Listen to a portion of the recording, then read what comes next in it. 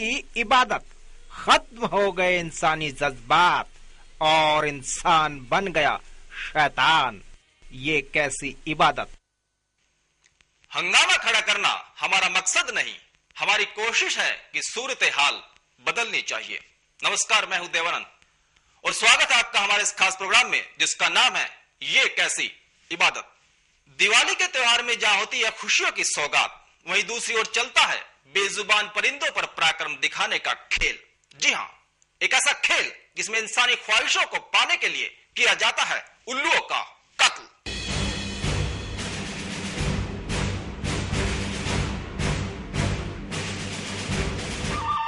दीपावली का त्योहार जहाँ खुशियों की सौगात लेकर आता है, तो वहीं इस त्योहार का दूसरा पहलू भी है। वो पहलू है तंत्र मंत्र का।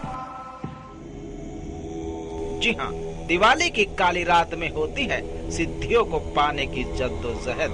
अमावस्या की काली रात में होता है तांत्रिकों का जमवाड़ा।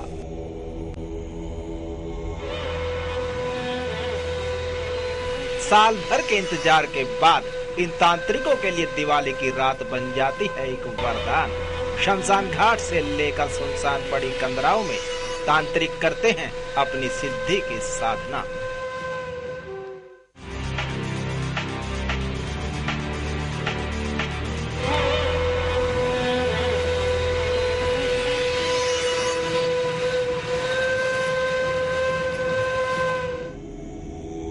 तांत्रिकों किसी साधना को उल्लू पूरा करते हैं।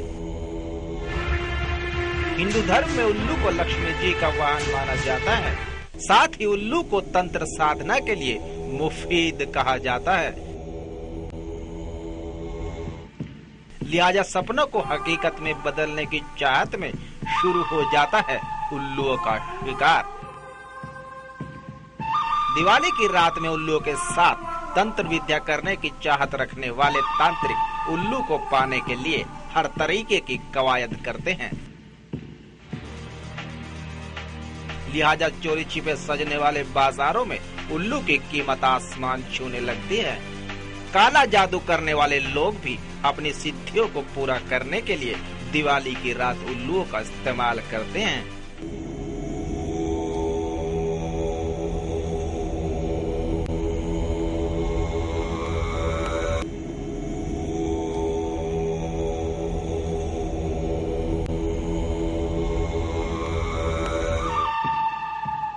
सिद्धियों को पाने की चाहत में बेचारे उल्लू इंसानी महत्वाकांक्षाओं की भेंट चढ़ जाते हैं। हालांकि भारत सरकार ने भी उल्लुओं के शिकार पर चिंता जाहिर की है, पर सवाल ये उठता है कि मंत्र सिद्धियों के नाम पर बेजुबान परिंदों का कत्ल क्या सिद्ध करता है।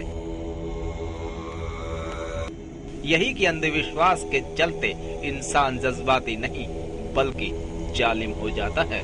सुदर्शन न्यूज के लिए योगेश मिश्रा की रिपोर्ट। दिवाली की काली रात में होती है तंत्र साधना, साथ ही इस काली अंधेरी रात में चलता है मंत्र सिद्धि करने का ये खेल और इसी तांत्रिक विद्या की भेंट चढ़ जाते हैं सैकड़ों उल्लू। वहीं देश में चोरी छिपे चलने वाले बाजारों में बढ़ जाती है उल्लुओं की मांग। साथ ही इन उल्लुओं की कीमत हजारों में नहीं बल्कि लाखों में पहुंच जाती है। आइए आपको दिखाते हैं कि आखिर क्या है इस अंधविश्वास का सच।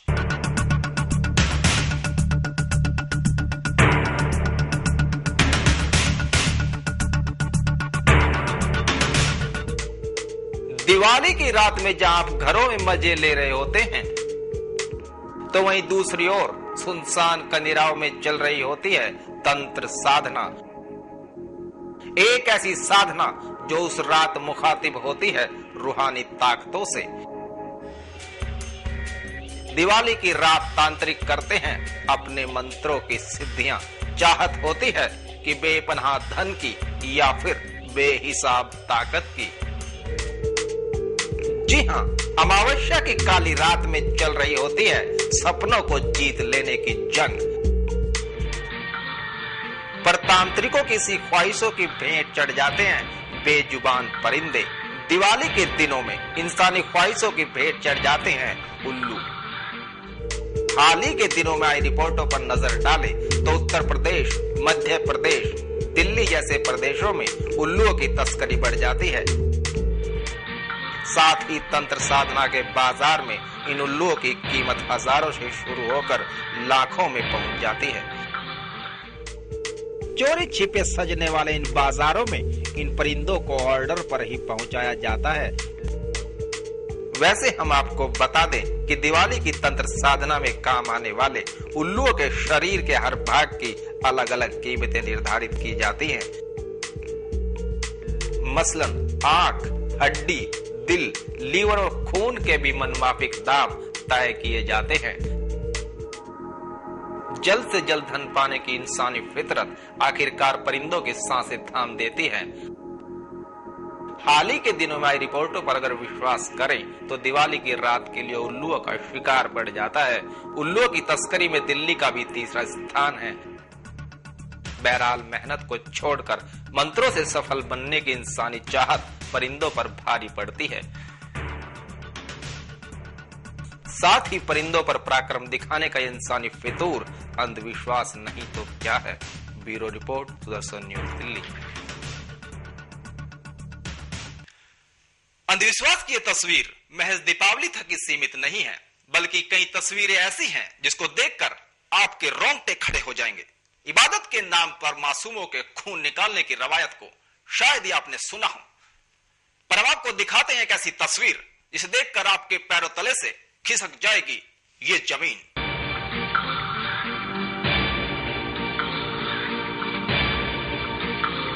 आखिर कब जलेगा अंधविश्वास का ये रावण? आखिर कब बुझेगी ये आग?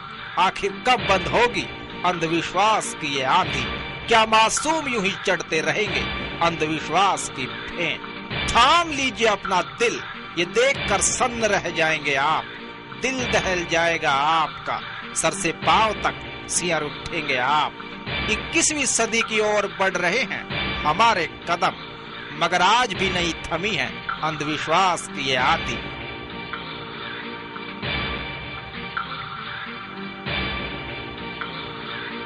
देखिए कैसे ये शख्स लोगों के जिस्मों पर उस तरह से वार कर उनका खून निकाल रहा है, और उस तरह लगते ही कैसे खून टप से जमीन पर गिर रहा है। जैसे ही उस तरह शरीर पर लगता है तो कैसे दर्द से छटपटा उठते हैं ये लोग। लेकिन फिर भी देवी माँ के सामने खून निकालने का ये सिलसिला थमने का नाम नहीं ले रहा है। ये घटना है यूपी के गोरखपुर की, जहां माँ दुर्गा को खून चढ़ाने की परंपरा है। माँ दुर्गा को खून चढ़ाने की ये परंपरा करीब 300 साल पुरानी है। बुजुर्ग हो, नौजवान हो, सबके सब सारे लोग अपने रक्त से ही देवी की पूजा करते हैं।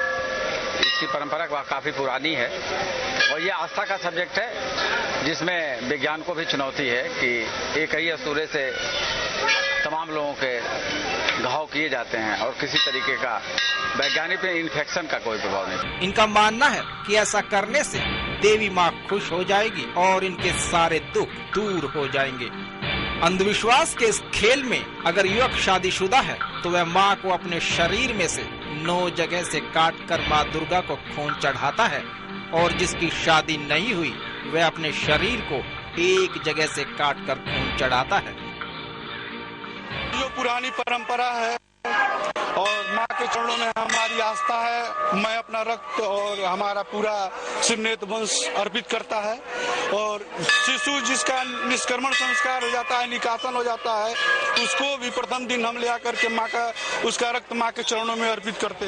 गौर से देखिए इस मासूम बच्चे को। ये बच्चा महज 1 महीने का है। हम आपको बताते हैं अंधविश्वास के इस खेल में इस बच्चे का भी खून चढ़ाया जा रहा है। हैरत की बात तो ये है कि कटे हुए स्थान पर भभूत लगाई जाती है। अगले वर्ष हम लोग का ये प्रयास होगा कि पहले से लोगों को जागृत करें कि अपने स्वास्थ्य को देखते हुए इस काम को करें, और प्रतीकात्मक तौर पे करें तो और अच्छा होगा। और यदि करना ही है तो अलग अलग ब्लेड इस्तेमाल किया जाए, उसमें कुछ एंटीसेप्टिक आदि इस्तेमाल किया जाए, राख भूत जिससे टिटनेस हो सकती है वो ना किया। बच्चे बूढ़े हो या नौजवान सभी शामिल होते हैं अंधविश्वास के इस खेल में। Bureau report, Sudarshan news.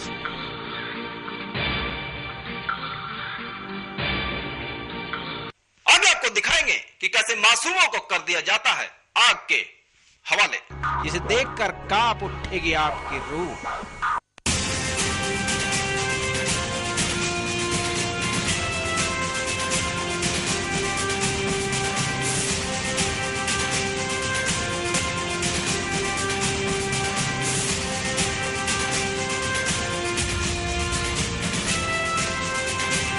आप देख रहे हैं सुदर्शन न्यूज।